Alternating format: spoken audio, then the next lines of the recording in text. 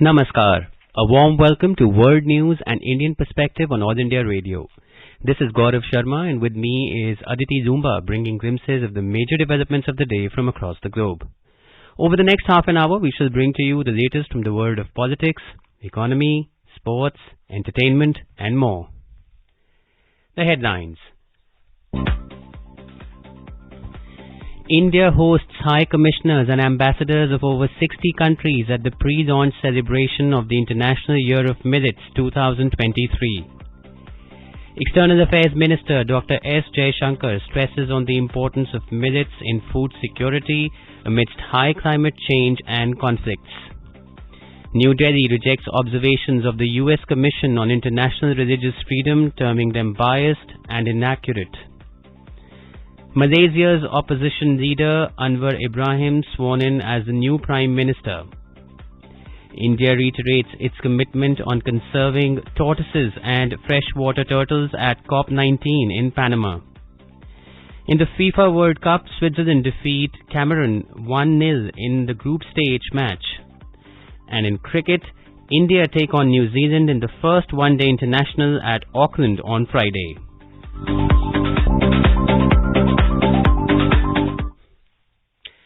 India's External Affairs Minister Dr. S. Jaishankar has said that millets have an increasing relevance in the world today in the backdrop of COVID, climate change and conflicts.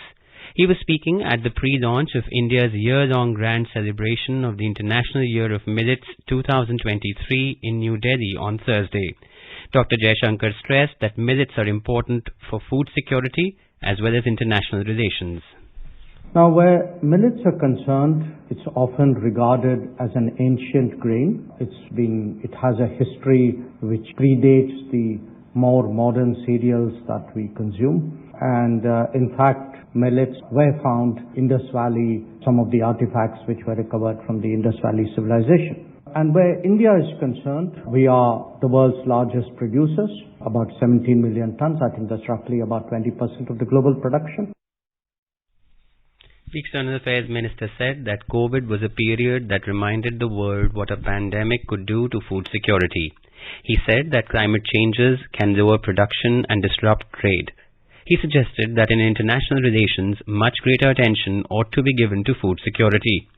In his address, Agriculture Minister Narendra Singh Tomar said that the International Year of Millets will raise awareness about the importance of millets in food security and nutrition. He said that India is one of the major producers of millets. He added that millets are a climate-friendly crop which can be grown even in drought-hit areas.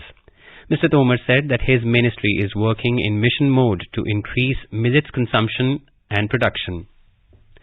High Commissioners and Ambassadors to India from over 60 countries attended the pre-launch celebration. The key objective of the event was to spread awareness about Indian millets and engage with other nations for a successful global celebration of the International Year of Millets 2023. We have a report. Millets contain substantially high amount of proteins, fiber and minerals in comparison to fine cereals like rice and wheat.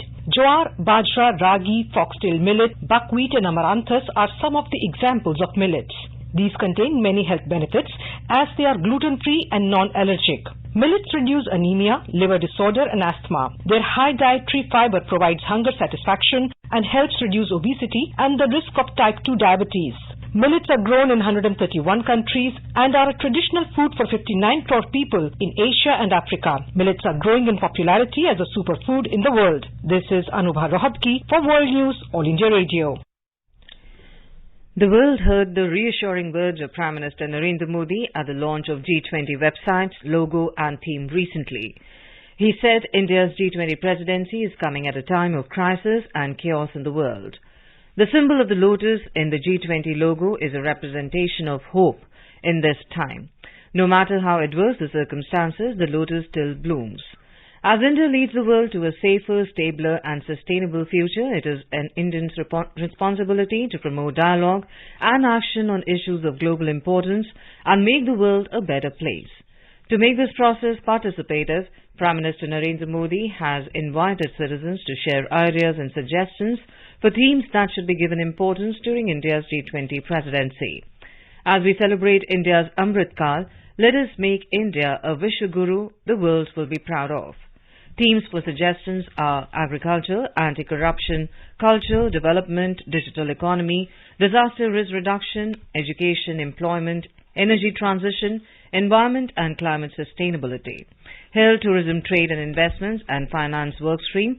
Participants are required to register themselves on the platform innovateindia.mygov.in by filling a simple registration form. India's G20 Sherpa Amit Kant has said that the circular economy agenda will be given thrust during the country's G20 presidency. Addressing the 6th edition of the FICCI Circular Economy Symposium 2022, Mr. Kant said that transitioning to a fully circular economy will require urgent and large-scale action from all the parts of the society.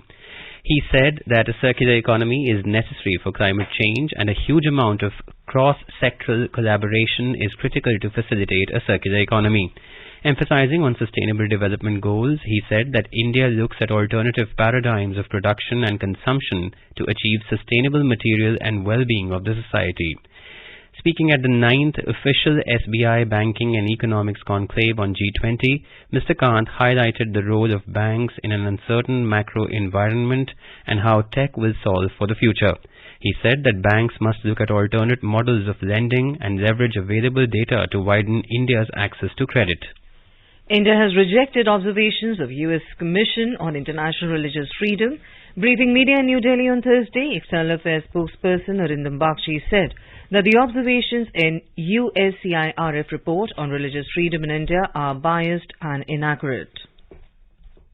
So we consider we're seeing these biased and inaccurate observations about India by USCIRF. They have a tendency to consistently misrepresent facts, and this shows a lack of their understanding of India, constitutional framework, plurality, and our robust democratic system. Given its past record, we are not surprised to see that USCIRF continues to be guided by its prejudices and pursues a motivated agenda that calls into question its own credibility. Mr. Bagchi said that India has rescued over 200 people who were trapped in the fake job racket in Myanmar. He said out of 200 people, 153 people have already been repatriated to India and the remaining 50 people are in process of repatriation. More than 108 people have been repatriated to India from Cambodia. Indian government has requested the Myanmar and Thailand authorities to facilitate the repatriation process. Mr. Bagchi cautioned that visa on arrival facility is only for the tourists, not for the job seekers. On the issue of Indian fugitive Zakir Naik's presence at the FIFA World Cup in Qatar, Mr. Bagchi said the issue of Zakir Naik has been raised with Qatar. In today's Hotspot section, we bring to you a discussion on the India-Australia Economic Cooperation and Trade Agreement. In conversation are former diplomat Shilkant Sharma and AIR correspondent Gaura Dhawanlal.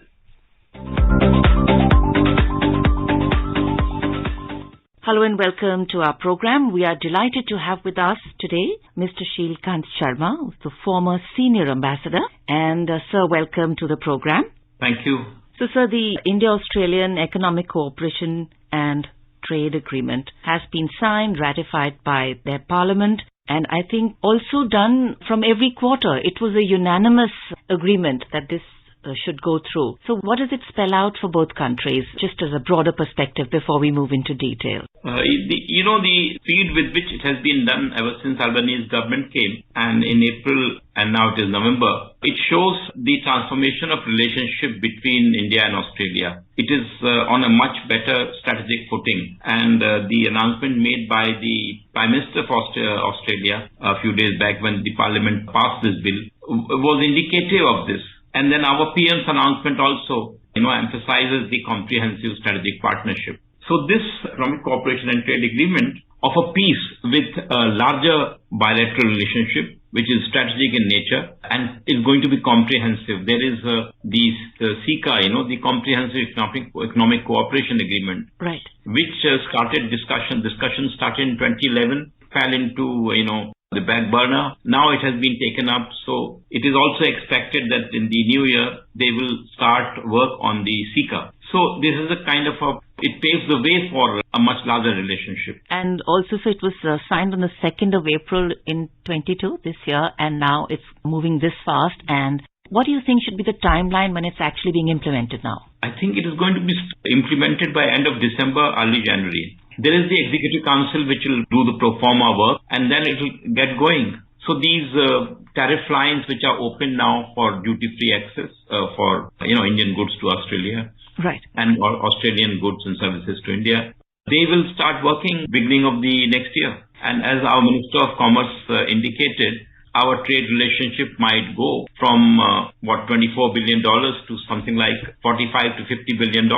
Right. Which is almost doubling in the coming 5 years. Absolutely, and these are huge numbers. And when we look at actually boosting India's economic growth and trying to move it faster towards being a developed country, I think this is an important agreement. Yes, and the Australian Prime Minister mentioned this, that this agreement actually will link Australia, will open Australia to 1.5 billion market.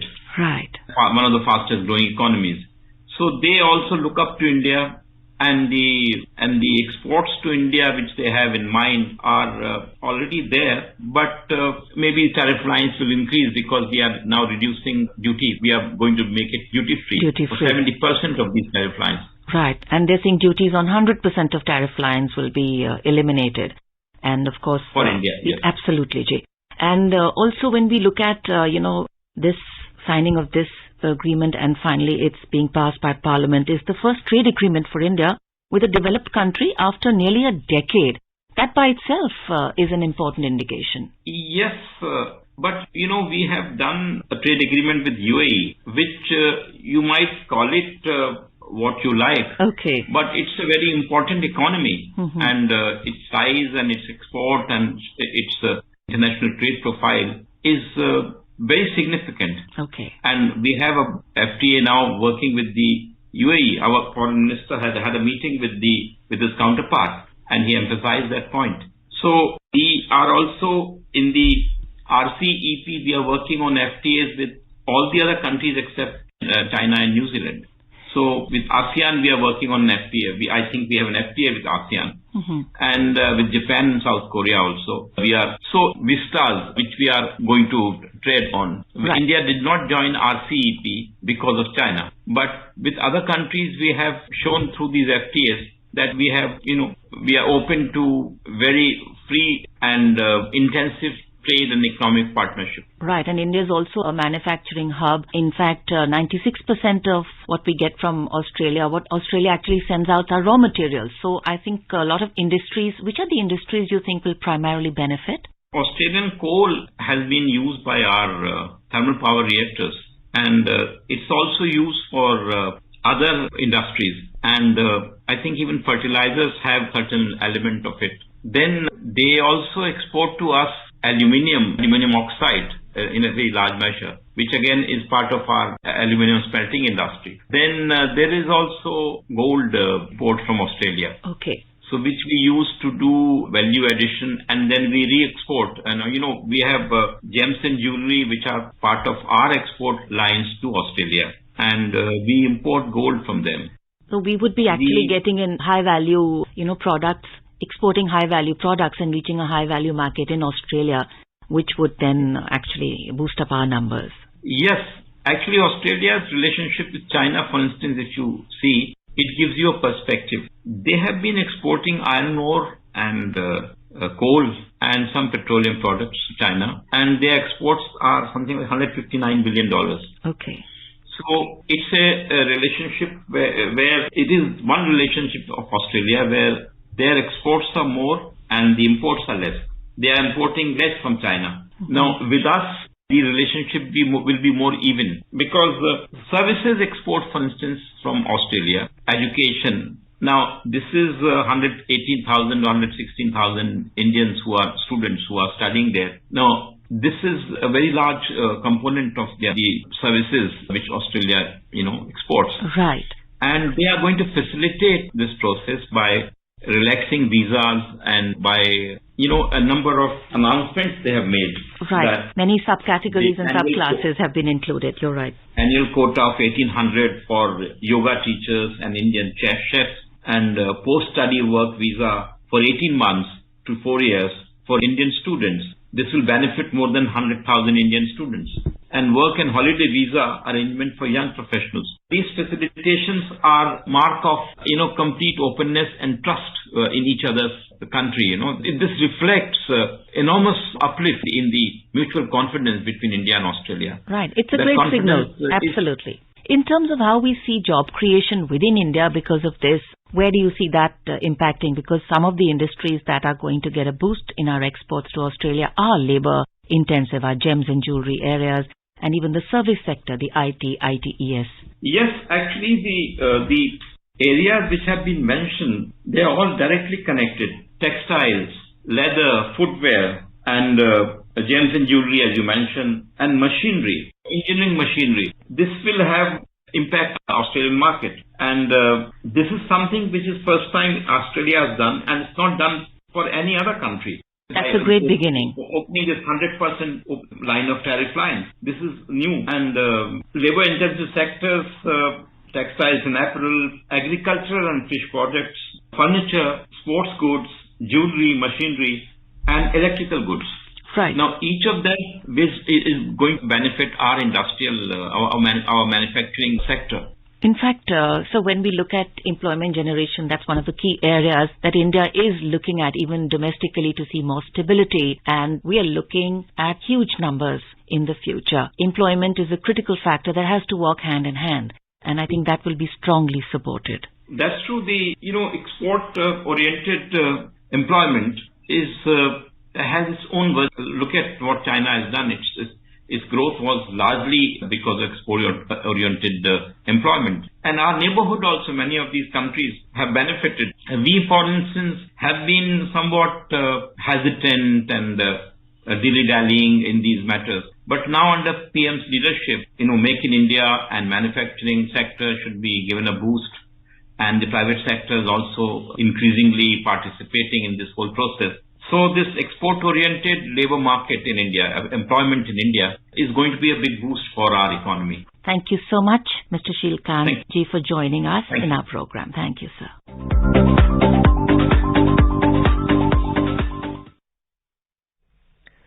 India carried out a successful training launch of an intermediate-range ballistic missile, Agni-3, from APJ Abdul Kalam Island in Odisha on Wednesday. The successful test was part of the routine user training launches carried out under the aegis of Strategic Forces Command. The Defence Ministry said that the launch was carried out for a predetermined range and validated all operational parameters of the system. The three-day apex-level regional strategic dialogue of the Indian Navy, the Indo-Pacific Regional Dialogue 2022, began in New Delhi on Wednesday. This is an annual international conference that seeks to foster exchange of ideas and promote deliberations on maritime issues relevant to the Indo-Pacific. Speaking on the occasion, Minister of State for Defence Ajay Bhatt said that India is well prepared to tackle threats in the maritime domain. He emphasized the need to increase the country's maritime capabilities, sustainable management of the nation's oceanic resources, and boosting military capabilities.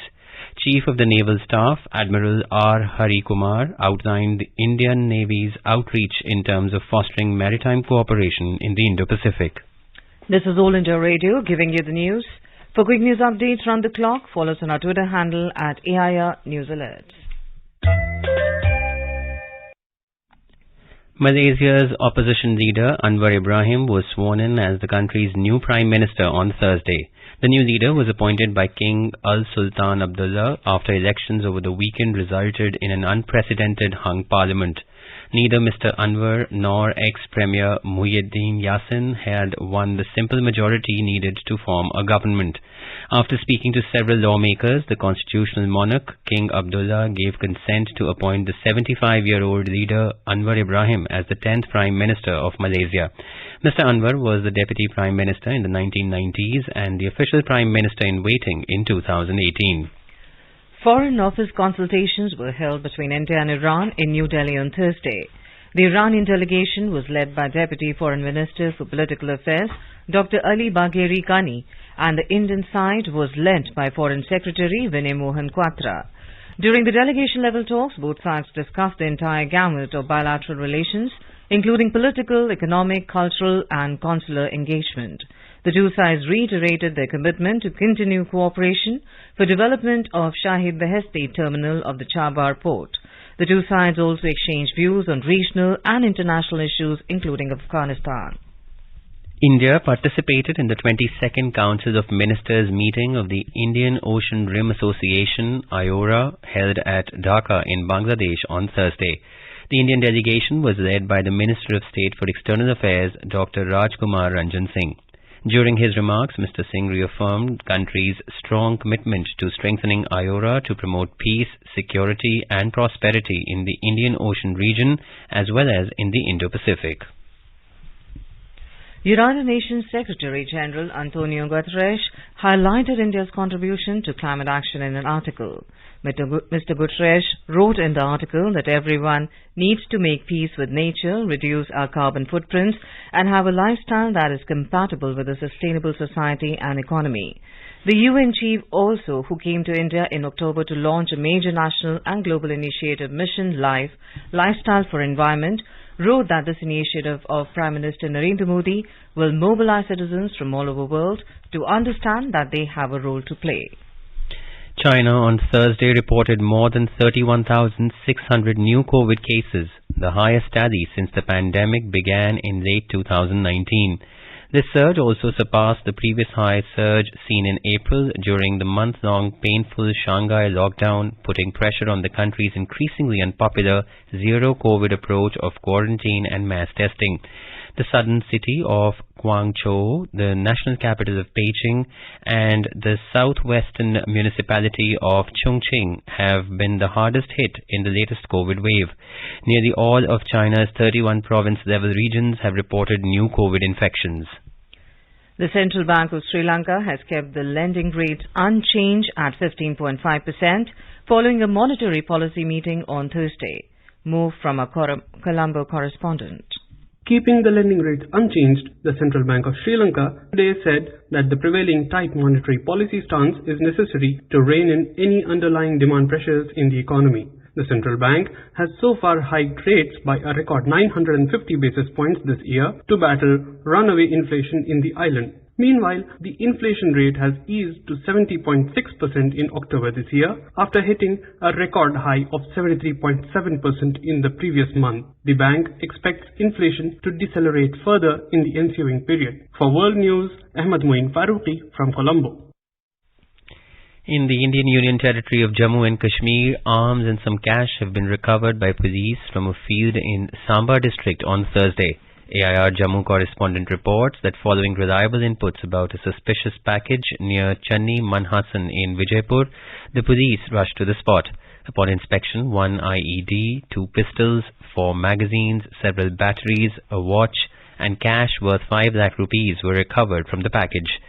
Additional SP Samba, Surinder Chaudhary, said that it is a case of a drone dropping from Pakistan to smuggle in weapons and cash for carrying out terror activities in Jammu and Kashmir.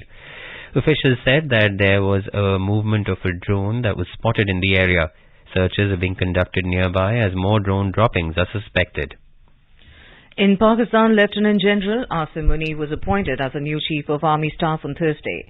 He will take over from outgoing General Qamar Javed Bajwa, who will retire later this month after a 6-year term. Pakistan's Information Minister Maryam Aurangzeb said Prime Minister Mohammad Shahbaz Sharif has decided to appoint Lieutenant General Sahir Shamshad Mirza as the Chairman of the Joint Chiefs of Staff and Lieutenant General Syed Asim Munir as the Chief of the Army Staff.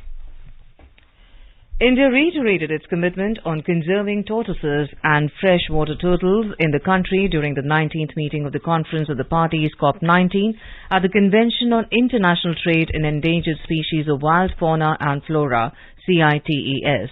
Ministry of Environment, Forest and Climate Change said this in a press release. The 19th meeting is being held at Panama City from 14 November to 25 November 2022. At COP19, India's proposal for induction of freshwater turtle, Badagur Kachuga, earned wide support of the parties in COP19 of CITES. It was widely appreciated by the parties and well accepted when introduced. Moving on to sports now, and in cricket, India will take on New Zealand in the first one-day international of the three-match series at Eden Park in Auckland on Friday. The match will start at 7 a.m. Indian Standard Time. It will be broadcast live on DD Sports. For India, in the absence of skipper Rohit Sharma and vice-captain KL Rahul, Shikhar Dhawan will lead the one-day international team. In the FIFA World Cup, Switzerland defeated Cameroon by 1-0 in their opening game of Group G at Al Janoub Stadium, Qatar. Cameroon started the game on a dominating note with some really good attack and display, while Switzerland too had their chances at the start, but none of the sides could score any goal in the first half of the game. However, in the second half, Breel Embolo scored a lone goal of the game to register Switzerland easy win. Young Indian boxers continued their dominance at the IBA Youth Men's and Women's World Boxing Championships 2022 as 7 of them stormed into the finals after their stunning victories at La Nucia in Spain.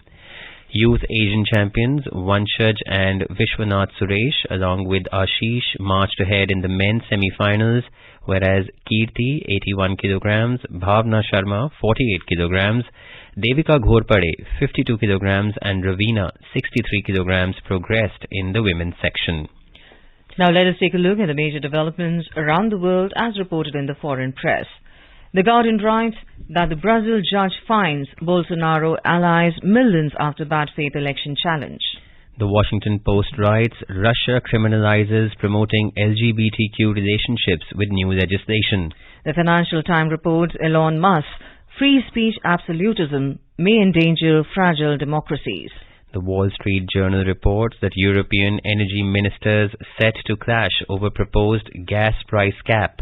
Japan Times reports that US, Japan and South Korea step up bid to counter Pyongyang's missile threats. And South China Morning Post says that the Amazon faces protests and strikes in 40 countries on Black Friday sales day. The Sensex on Thursday closed at record high. Both indices rose more than 1%, extending gains for the third straight session. The rupee strengthened 22 paise against the US dollar. A report from the business desk.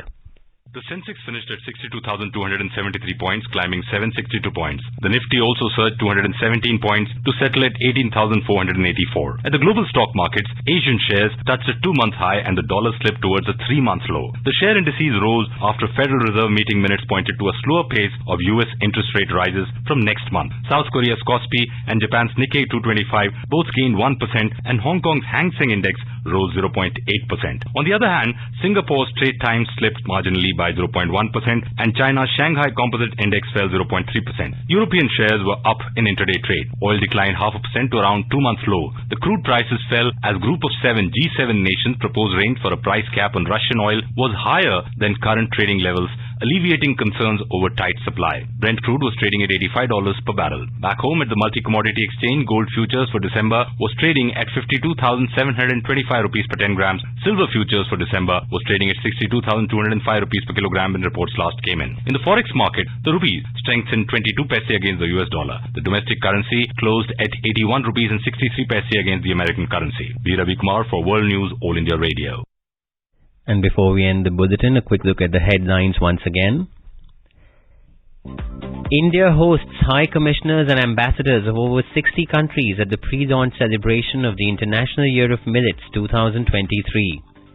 External Affairs Minister Dr. S. Jaishankar stresses on the importance of millets in food security amidst climate change and conflicts.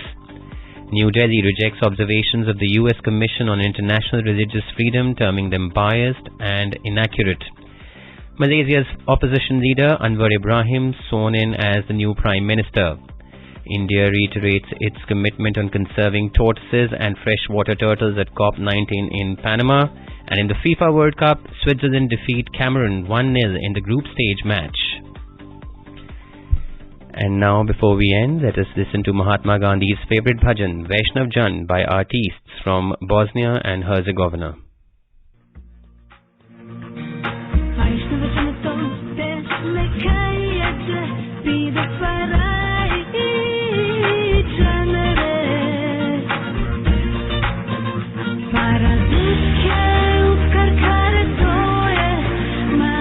Abhimanna